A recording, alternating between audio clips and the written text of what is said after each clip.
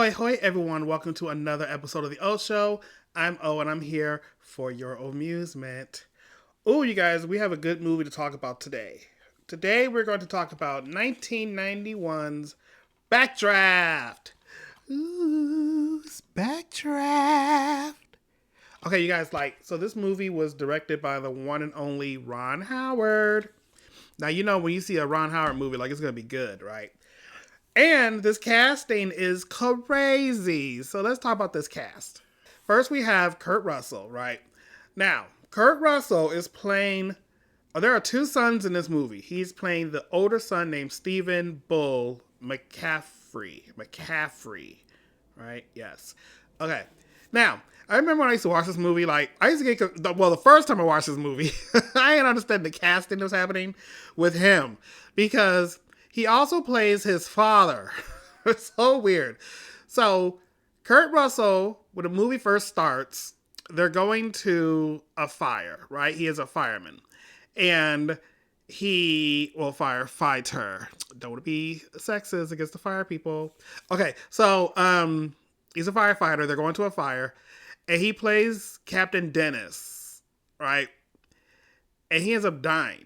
But then when we fast forward after this to when the brothers are older, you see Kurt Russell again. I was like, wait, is this like an origin story? And I was like, well, no, he has a whole different name.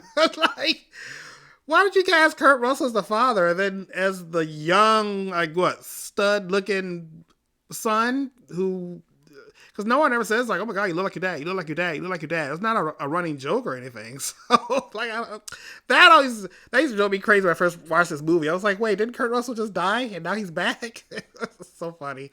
All right, anyway, then you got William Baldwin, right? Or Billy Baldwin. Okay, so Billy Baldwin was in a whole bunch of sexy movies back in the early 90s. He plays Brian, so he is the younger brother.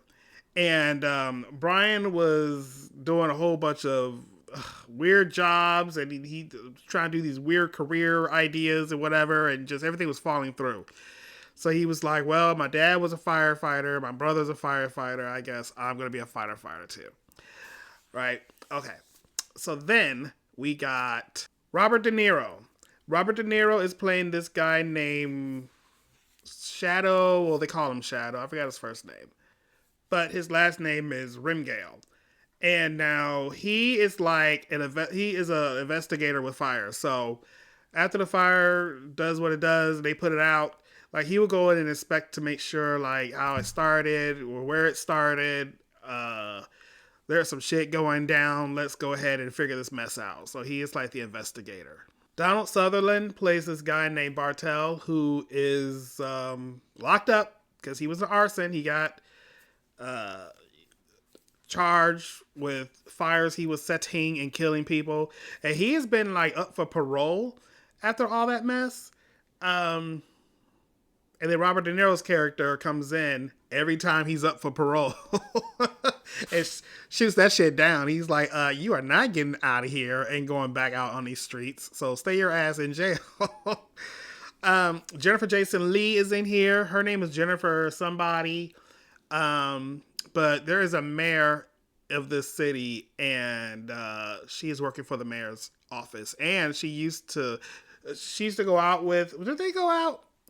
They were in a relationship with the Brian character played by Billy Baldwin. So he comes back, they run into each other, they kind of reconnect, and things are happening.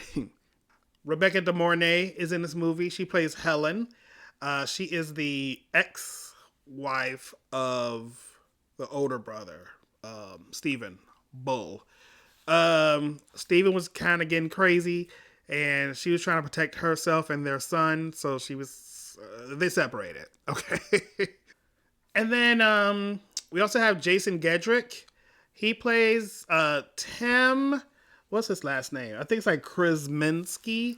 And now he is friends with Brian because they went to the firefighter academy together. So they're kind of buddies.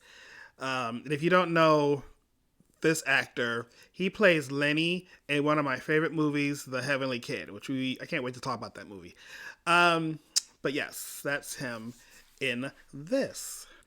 Okay, so the movie starts off with little Brian getting to ride to a fire that his father is going to. So normally the older brother would go, and this time the father was like, "Hey, Brian, you come with me this time." So they go up and they're at this fire, and there's also this other guy named Axe, and Axe plays an important part of this movie. But him and the captain were buddy buddy, and then something goes wrong with the fire. The dad pushes Axe out the way, and this gas line breaks, and the whole place like explodes and kills the brother's father. So Brian is on the street. His dad's hat comes down, falls on the ground. Brian picks it up. He's looking up, crying, and a photographer takes his picture, and this picture becomes like an award-winning picture, right? So now we fast forward. Brian, after doing all these dumb jobs he was at, he went to the academy. They're graduating, so him and his friend Tim are at the bar waiting to get their assignment. So they think they're going to be at one engine house, but they end up at another. So that night, we do see somewhere else in the city, this man comes home minding his own business. He goes to open his front door, and the shit explodes, right? Like this guy goes flying all the way into his windshield of his car. So firefighters are dispatched, and a truck just goes by. So happens to go by the bar that Brian is at. So Tim's like, "Oh my god, we gotta go watch it. We gotta go watch it." So they go, and it turns out it's Engine 17, where his brother Bull works, who's like the big shot on that team. And then Bull lets him know, like, "Hey, you might have thought you were going to this station, but you're actually going to my company instead." So now the brothers end up in the same firehouse. But now, why did that place explode? So then we got Robert De Niro's character coming in. He has to inspect what the hell is going on, because there's this thing happening called a backdraft, where this fire is being set up, and it only like ignites when certain things happen, and they're trying to figure out like and what is making it explode. It's not just a regular like electric fire or anything like that. So there's a lot going on with this movie. Like the next day is Brian's first day at Engine 17, and he's late because his car won't start, and so he has to like hurry up and run pretty much to the firehouse. And by the time he gets there, the truck is just now leaving to go to a call, and like it's crazy because there's like this crazy mayor who's corrupt, and one of the things that's pissing everyone off is they're making cuts to the fire department, so they're closing houses. So what started off as this regular call to this warehouse turns crazy because they're waiting for backup. There's no backup coming, so they're just pretty much like on their own. It just shit starts escalating, but they're fine. They get the job done. But one funny thing is like it's Brian's first day. Bull's like, "Stay your ass here," but he hears someone calling out for help. And he goes to investigate it. He brings out what he thought was a unconscious lady, but it ended up being like this mannequin. Can you imagine? Oh my god. You gonna be alright? I'm afraid you're a little too late with this one.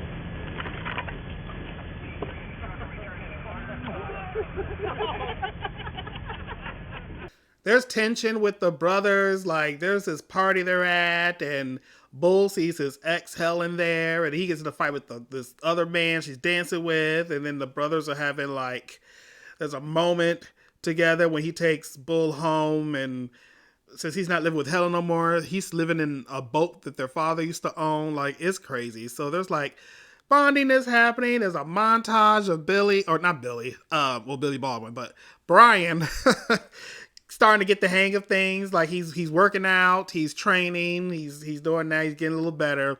And then we do have this scene where they're at another apartment fire, and there's a boy trapped upstairs. And then we get that awesome shot of Kurt Russell walking out with this boy like in his arms. Like, first of all, who do you think you are? Like he got his jacket all open. Like, what are you, fireproof?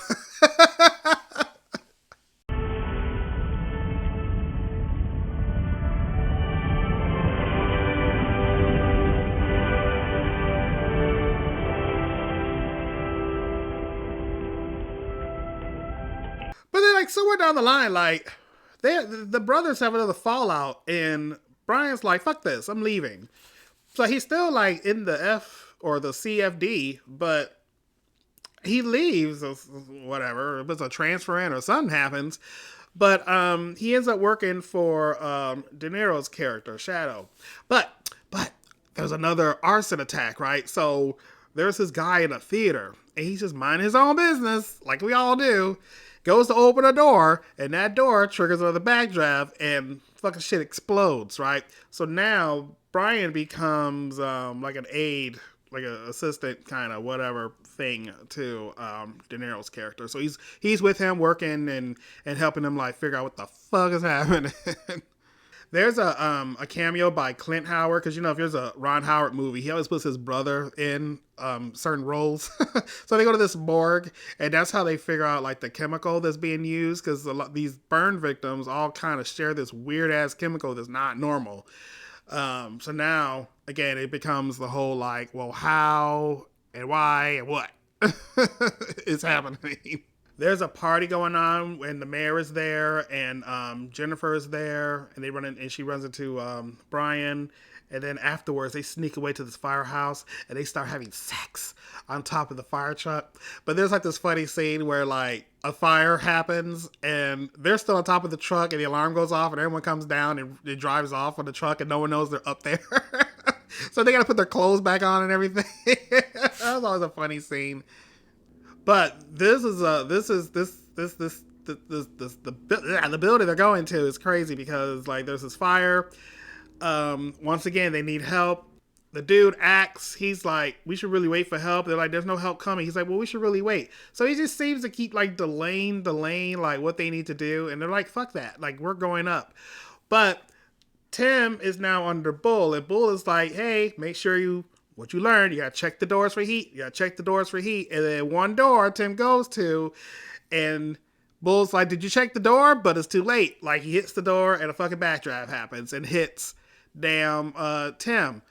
Um, Sends him flying and he's on fire and burning. So he ends up in the hospital. Tim's done. He's not dead. He's still in the hospital, but his face and everything was just crazy.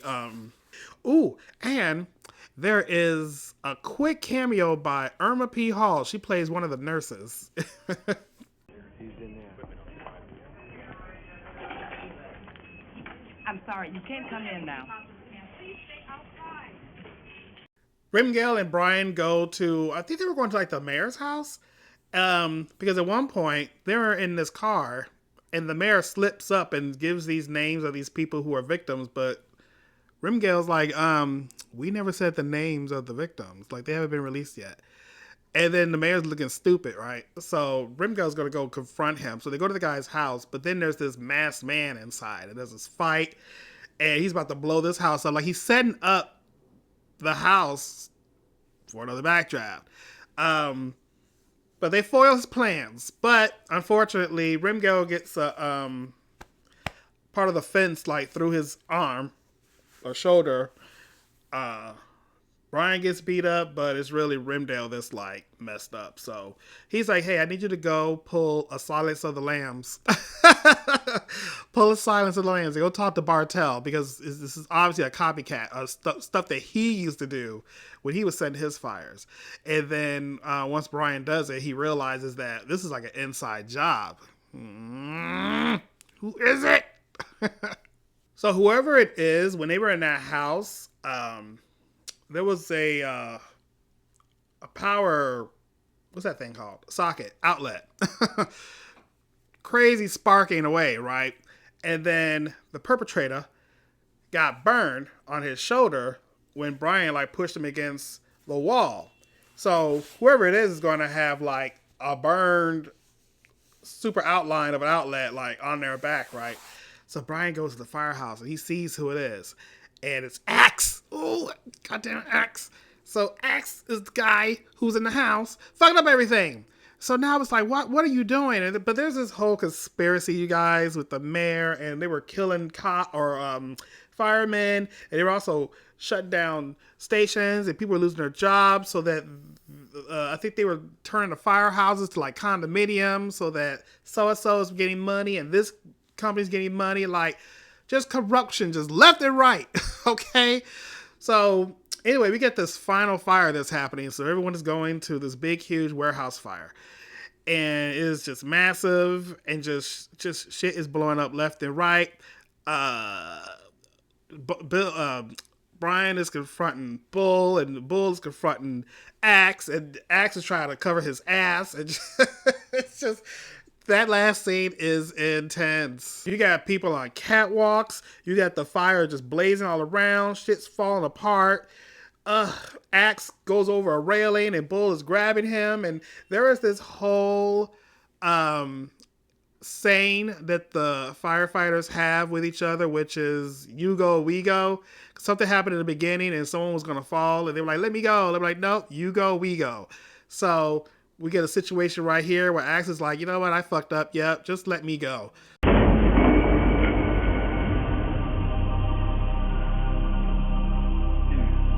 Let me go, Bull. You go. We go.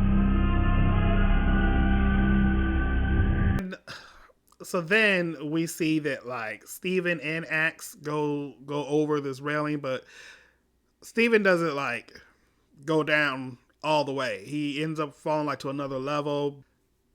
Brian is battling the fire so that these other two firefighters can come in and help Bull out of the building. They get him. He gets into the ambulance. So they're going to the hospital, and they're like, "We're gonna shut this shit down," but Bull's like, "Don't do it. Don't tell the people it was Axe. It's just gonna mess up the whole like fire department. He's just don't like keep the secret." But y'all, like, Steven dies, and they do like this double funeral for him and Axe. So he didn't want to like tarnish Axe's name. Like he understand why he did it, but it was like just we'll handle it in a different way. But y'all, this funeral scene. I ain't know, like, oh God, I'm gonna cry. So like every single time I see it, I'm just like, oh, I don't know how people just kept like straight faces, except Rebecca De Mornay. Like, okay, you're the ex, so okay, you're gonna be crying, but like everyone else in that scene, holy shit! Like, okay, hold on, we're gonna go to the next scene. The movie pretty much ends with Rimgale, Robert De Niro's character. He's out of the hospital. Him and Brian got all the proof and files needed, and they go to a conference that the mayor is having, and they bust in, and they're like, "Explain this shit." So the mayor goes down, justice is being served, and Brian continues to be a firefighter, and the movie ends. But it is so good. Oh, it's so good. You know what's interesting about this movie is, like, so this movie came out in 1991. I think in 1991, watching it's filmed in Chicago. It takes place in Chicago. And then you look at like the buildings and you're like, yep, that's Chicago. But like when you look at some of the streets, they looked a hot mess back then. And I think some of the places they were at still looks a hot mess till today. Some places I'm like, oh, I know that intersection. Oh, I know that area. Oh, it's built up now. But there are some streets where I'm like, yeah, not much has changed from 1991. Ooh, the shade. Okay, you guys. So that was that was Backdraft. Like, it's a really good movie. Like, let me know in the comments below if you have seen it. Do you remember this movie? Like, it is super good. I feel like it still stands up. Like, it's not really that out of date, except like the buses. Oh my God, there's a scene where like we used to have these ugly green buses back in the early 90s before. They used to look like this, and now they look like this. Like it was this big, huge change. Yeah, that was a trip down memory lane. But anyway, let me know your thoughts of Backdraft, the cast, the story. It's really good. It's really good. And I'm gonna rate. I don't know if you can like. I'm trying to figure.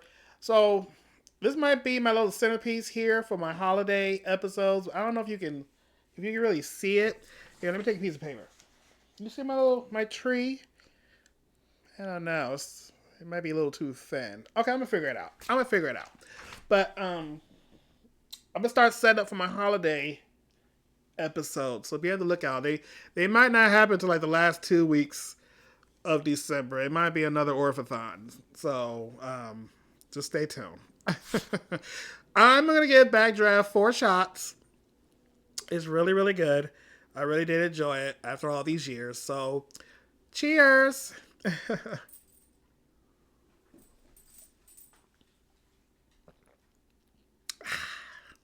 All right, you all. So thanks for watching, and please like this video, subscribe to the channel if you haven't already, and I will see you all in the next episode. So until then, TTFN.